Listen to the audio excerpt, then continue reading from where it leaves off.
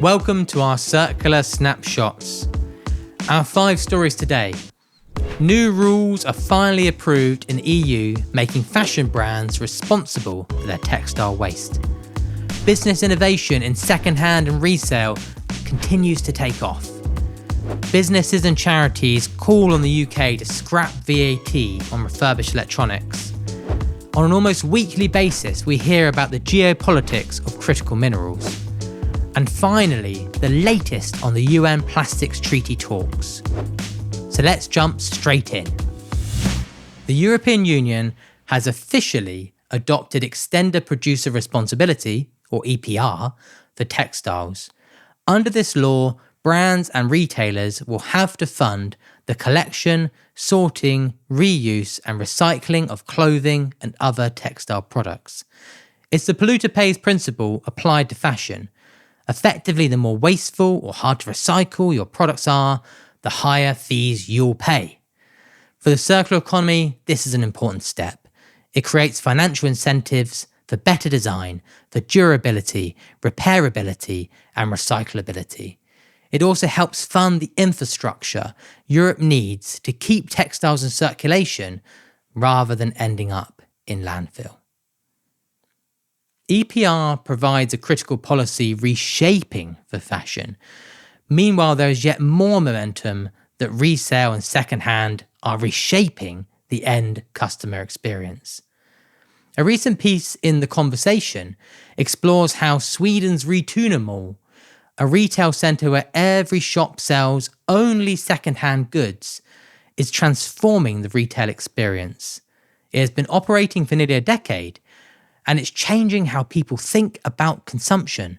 Shopping there isn't about compromise, it's about community, convenience, and even style. And the customer appetite is growing.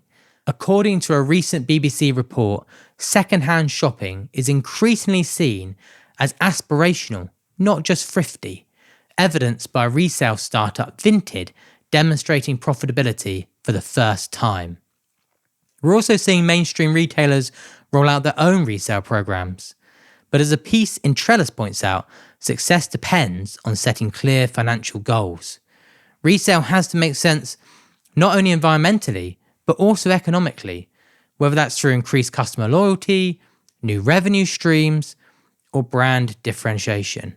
Put all this together and you see momentum building, a retail system where business models like resale, repair and rental could one day be just as normal or more normal than buying new. From fashion to electronics, but still on repair.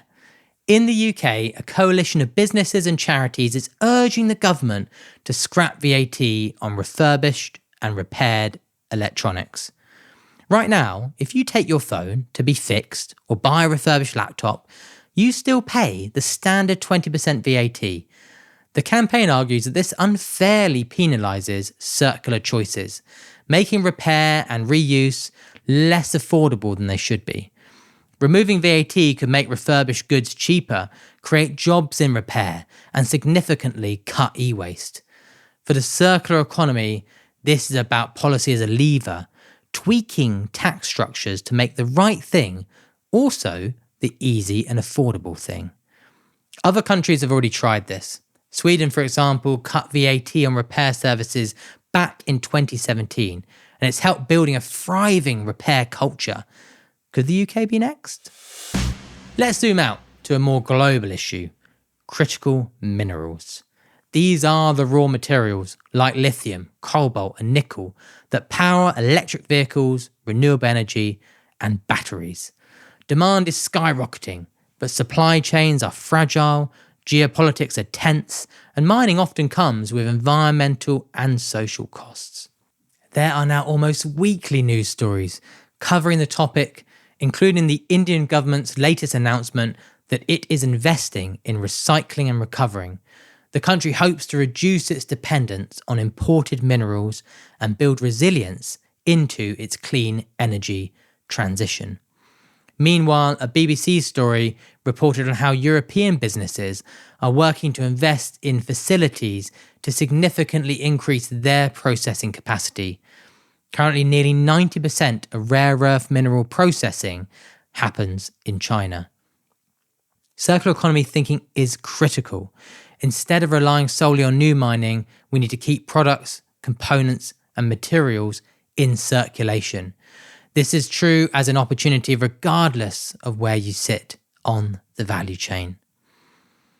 The geopolitics of critical minerals might sound far removed from daily life, but at the heart of whether the energy transition can both be fast and fair, and there's no doubt that the circular economy is critical for that transition. Finally, plastics. This summer, negotiators met again to hammer out a global treaty on plastic pollution.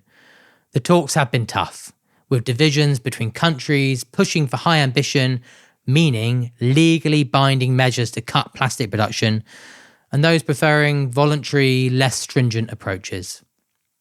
Businesses are watching closely. Many companies, from consumer goods to packaging, are calling for strong, clear global rules to help them scale reuse, redesign, and recycling systems. For the circular economy, the treaty is about setting the global framework. Without it, progress risks being patchy, strong in some regions, weak in others. Disappointingly, negotiations still did not reach a conclusion in Geneva, though there is increased clarity on the globally harmonised regulations needed to tackle plastic pollution. And indeed, there is alignment among more than 100 countries on many key elements, including phase-outs, product design, and EPR. So from Europe's new textile rules, to the rise of resale, to tax breaks for repair, the geopolitics of critical minerals and the plastics treaty, what ties all these stories together?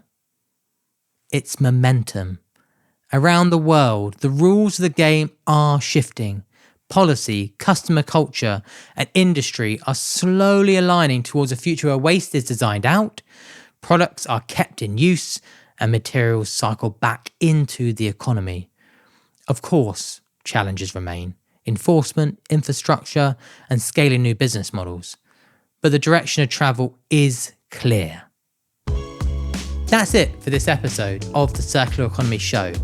If you enjoyed today's roundup, please subscribe, share it with a colleague, and let us know what stories you'd like us to cover in a future episode. I'm Seb Reed, and thanks for listening. Join us next time when we'll hear why commercial collaboration between and across businesses is critical if we're to move the circular economy from pilots and seeds of hope and momentum to real implementation at scale.